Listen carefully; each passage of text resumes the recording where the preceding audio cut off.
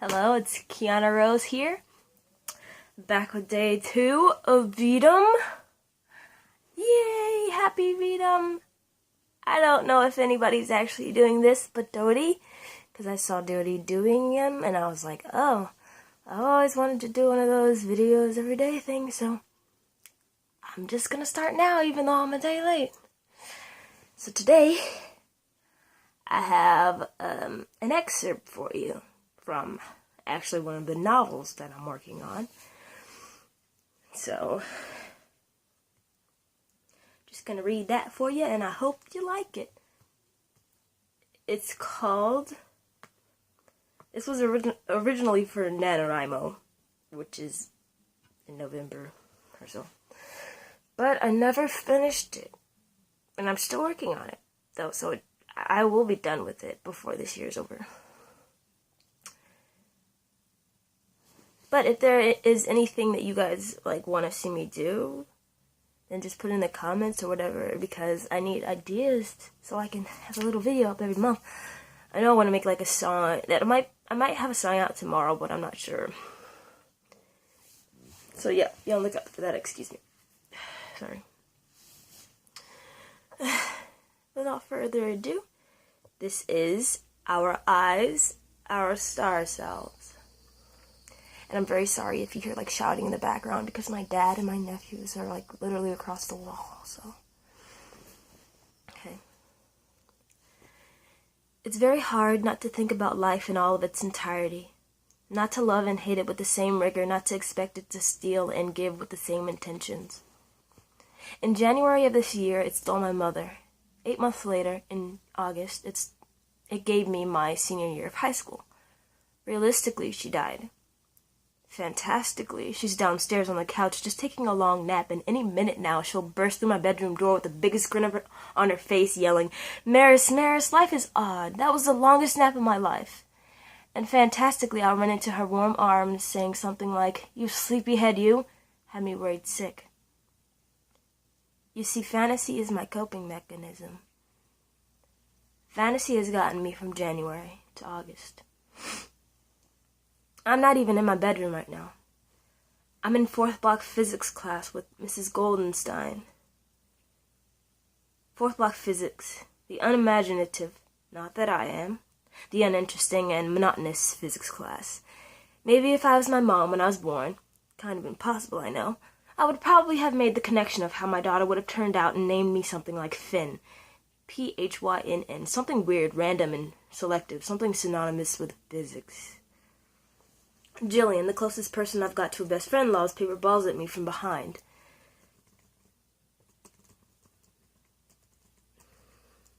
I whip my head around, try to speak in a low voice.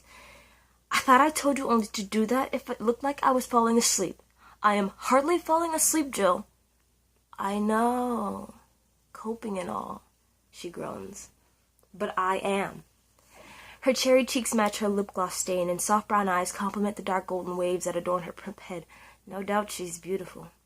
The only thing that annoys me about her is that she can be popular if she wants. But instead, she chooses to hang out with me. I don't even know why. Sometimes I try to ignore her, but the girl's like a sick puppy. A sick yappy puppy. Mary, you know that party's this Friday, right? We should go. She stretches her thin little arms over the top of her desk, lolls her head to one side. Jamie will be there. Who cares about Jamie, I say. I don't know, this girl named Maris told me she had a little thing for Jamie a couple of times, I think. Am I wrong, Mare Bear? God, I hate it when she calls me Mare Bear. I hate it even more when she's right. Jamie Klein is a totally different breed of boy. He's from Germany, so he talks kind of funny, and he carries around honors literature, so he must be smart. Although Jillian makes fun of his accent, I think it's adorable. She says things like, "Du bist wunderschön, Maris, heirate mich," which means, more or less, "You're beautiful, Maris. Marry me?" But in Jillian's German involves a lot of Google Translate and a lot of neat writing and English words. Because Jillian says that if it isn't neat, then don't put her name on it. And if she can't pronounce it on a basic English level, it's not Jillian's German.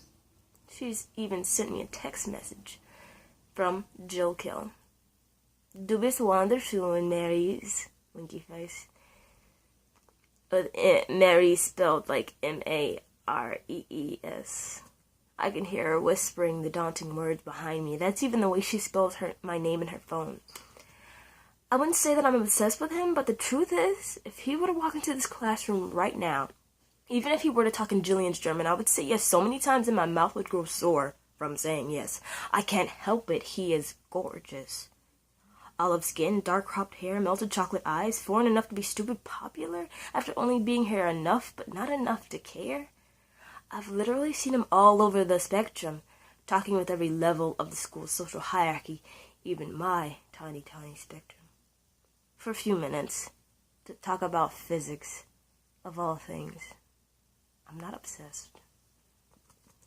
I hear Jillian chanting, "Party, hey, party, hey, Maris and Jamie, hey." Before I get completely mortified by the fact that everyone around me can hear her, nonsense, Mrs. Goldenstein decides to do that for her. "Maris," her voice echoes all around me, "I know this is boring and all, and physics isn't really your thing, but this is the third time I've caught you with your phone out this week. Hand it over." Her brimmed glasses and sharp nose seem dozens of miles away, like so completely impossible that I know I won't be able to get there in a matter of seconds. Absurd. Well, I'm able to do the absurd. This time. With a slow intake of breath and a slow outtake of humility. "This isn't the worst part." "Oh," she says, "and meet me after class. We need to talk about some things." "Yes, ma'am." Is this even me talking? My mouth feels funny.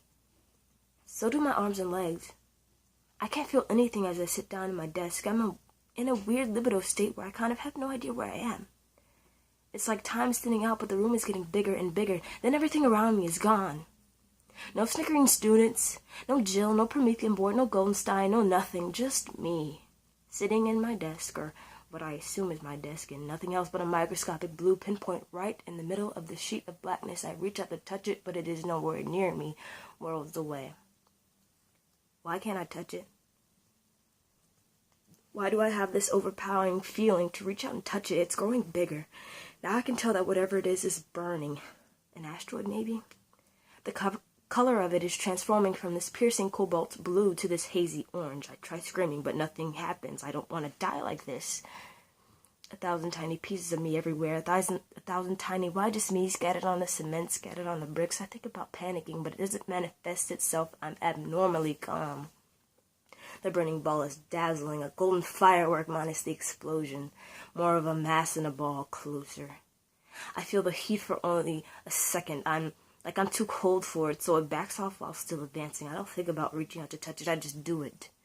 The strangest feeling of zealousness comes over me, rolls over me in waves, dances across my skin, and tickles my fingertips. The next thing I know, the mass is leaning over me, whispering undecipherable words, giving off this brilliant glow of the sun, soft and without all the blindness. It reaches out to touch my cheek. I flinch, but I don't pull away. If anything, I lean further into it. There's no scorching. There's no burning. Nothing but gentleness. The mass morphs into a person, tall and broad-shouldered, a boy. His hair takes on the same resemblance to what he looked like as a large mass, but now he has skin. Really natural-looking fair skin and 2 cobalt eyes. He came with 1, wound up with 2. His voice caresses my cheek as gently as his hand does, seeing as it's still touching my face. His voice is low and impressive. Maris. A lot of tenor with the vibrations and everything. I blink more times than I ever have in a single second. What? I ask. Then nothing again. Maris, another voice speaks.